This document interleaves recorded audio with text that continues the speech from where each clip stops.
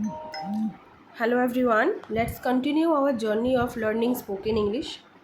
We are learning spoken English. আমরা spoken English শিখছি এবং আমি আপনাদের প্রিভিয়াস ভিডিওতে এটা টিপস হিসেবে বলেছি যে আপনাদের যতটা আপনারা শিখছেন ততটা আপনাদের ব্যবহার করতে হবে। আপনি ধরুন শিখলেন কিন্তু ব্যবহার করলেন না সেই বিষয়টাকে, তাহলে কিন্তু আপনার স্পোকেন ইংলিশ শেখা হয়ে উঠবে না। যতটা জানেন ততটা ব্যবহার করুন।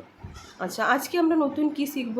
আজকে আমরা আরেকটি অক্সিলারি ভার্ব, যার নাম হচ্ছে ক্যান, CAN, ক্যান। এই ওয়ার্ডটা হচ্ছে auxiliary verb CAN, can. Can মানে কি? ক্যান মানে পারা। যখন আমরা কোনো জিনিস পারি তখন আমরা ক্যান ইউজ করি।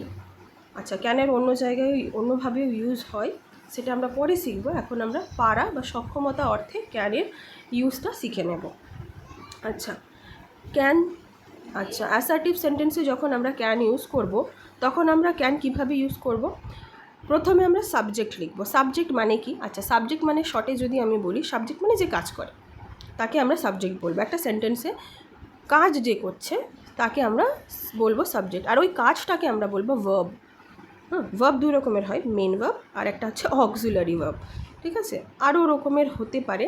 এখন আমরা মেন ভার্ব এবং অক্সিলারি ভার্ব এই দুটোই জানবো। আচ্ছা, এই দুটো টার্মটাই জানা আমাদের জন্য এখন জরুরি। আচ্ছা, প্রথম সেন্টেন্সটা কি আছে? আই হলো সাবজেক্ট, তারপরে ক্যান বসালাম। I can read. আপনারা বুঝতেই পারছেন এর মানেটা কি? আমি পড়তে পারি। আচ্ছা, এবার আমি যদি বলি আমি গান গাইতে পারি, তখন আমি কিভাবে বলবো? I can sing. আমি কথা বলতে পারি, আই ক্যান টক। আচ্ছা, আমি ভিডিও তৈরি করতে পারি, তখন আমি বলবো আই ক্যান মেক ভিডিও। তাহলে আই ক্যান আমি ইউজ করব, আমি পারি, যে পারে। আই ক্যান কি পারি তারপরে বসাবো। আই ক্যান ইমাজিন, আমি ভাবতে পারি। আচ্ছা, আমি বসতে পারি, আই ক্যান সিট, আমি বসতে পারি। যে জিনিসটা পারি সেটা লাস্টে লিখব। আই ক্যান রিড হলো। আচ্ছা, নেক্সট সেন্টেন্স আছে ইউ ক্যান রিড। ধরো আমি পারি না, তুমি পারো, তখন আমি কি ইউজ করব? তুমি এই শব্দের ইংলিশ ওয়ার্ড হলো ইউ ক্যান রিড। আচ্ছা, তুমি কথা বলতে পারো, ইউ ক্যান টক। এইভাবে আমরা ইউজ করব ক্যানের ইউজ। আচ্ছা, যখন সে পারে তখন আমরা হি বা শি ইউজ করব। ছেলে হলে হি হবে, মেয়ে হলে শি হবে। আচ্ছা, বেশিজন হলে দে হবে, দে ক্যান রিড। আর যখন বেশিজন, অন্যরা, আমরা নয়, অন্যরা মানে তারা। দে কথাটির বাংলা অর্থ হচ্ছে তারা, তাহলে দে ক্যান রিড মানে তারা পড়তে পারে। আবার উই মানে হচ্ছে আমরা, উইয়ের বাংলা অর্থ হলো আমরা। উই ক্যান রিড, আমরা পড়তে পারি। এবার আমি নাম ধরে বলবো যে সে এই জিনিসটা পারে, তখন নামটা আমি ইউজ করব সাবজেক্টের জায়গায়, অর্থাৎ আইয়ের জায়গায়। আই মানে আমি, আই ক্যান রিড। আমি যদি বলি যে মধু পড়তে পারে বা সীমা পড়তে পারে, রিমা পড়তে পারে, তখন আমি ইউজ করব Madhu can read, Seema can read, Rima can read. তাহলে ক্যানের অর্থ আমরা বুঝতে পারলাম, ইউজ করা অ্যাসার্টিভ সেন্টেন্সে বুঝতে পারলাম। অ্যাসার্টিভ সেন্টেন্স কি?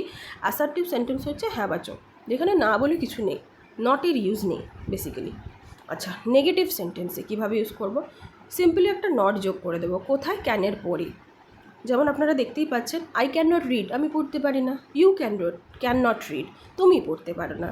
হি ক্যান নট রিড, তারা পড়তে পারে না। She can not read, he can not read মানে সে পড়তে পারে না। শি ক্যান নট রিড মানে সে পড়তে পারে না, মেয়ে। তারা পড়তে পারে না, দে ক্যান নট রিড। আমরা পড়তে পারি না, we can not read. Rima can not read, এইভাবে। আচ্ছা, ক্যানকে আমরা শর্টে কি বলবো? কান্ট। যেমন I can't read, I can't slip, I can't go, I can't think. এইভাবে আমরা ইউজ করব। ক্যান নটের পরিবর্তে আমরা কান্ট ইউজ করব, এটা শুনতে ভালো লাগে। আচ্ছা, ঠিক আছে। নেক্সট হচ্ছে ইন্টারোগেটিভ সেন্টেন্স। ইন্টারোগেটিভ মানে আপনাদের আগেই বলেছি, ইন্টারোগেটিভ মানে কোয়েশ্চেন, প্রশ্ন করছে। আচ্ছা, প্রশ্ন করলে আপনাকে অক্সিলারি ভার্বটাকে প্রথমে আনতে হবে। অক্সিলারি ভার্ব আমাদের কি আজকে? ক্যান।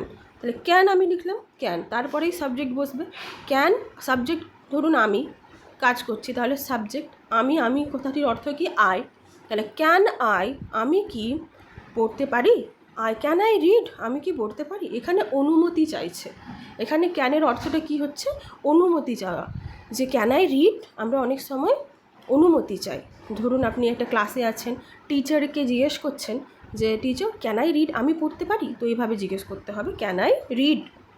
আচ্ছা, কাউকে যখন আপনি জিজ্ঞেস করবেন যে তুমি পড়তে পারো, একটা টিচার একটা স্টুডেন্টকে জিজ্ঞেস করছে তুমি পড়তে পারো, তখন আপনি জিজ্ঞেস কীভাবে করবেন, ক্যান ইউ রিড, তুমি কি পড়তে পারো, ক্যান ইউ রিড। বা এটাও বলা যেতে পারে যে যদি আপনি ধরুন একজন টিচারের পজিশনে আছেন এবং আপনার স্টুডেন্টদের মধ্যে কেউ আছে যে যাকে আপনি পড়াতে চাইছেন যে সে রিডিংটা করুক, তখন আপনি বলবেন ক্যান ইউ রিড, তুমি পড়বে, can you read.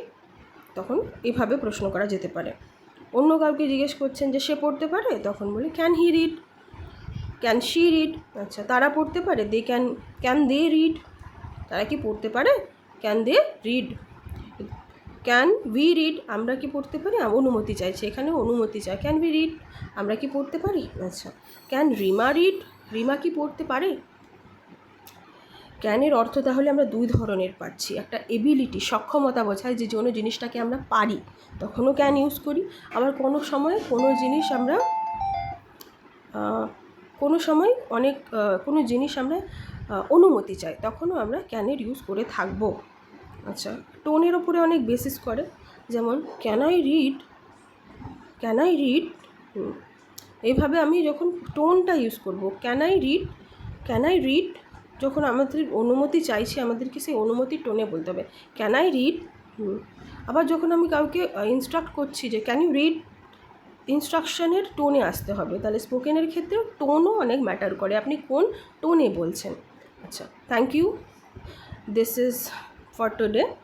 Thank you for watching. Please subscribe if you like my video, and comments, if you have any difficulty you can go to the comments section and ask question. কোনো প্রশ্ন থাকলে আপনি comment সেকশনে গিয়ে জিজ্ঞেস করতে পারেন। Thank you.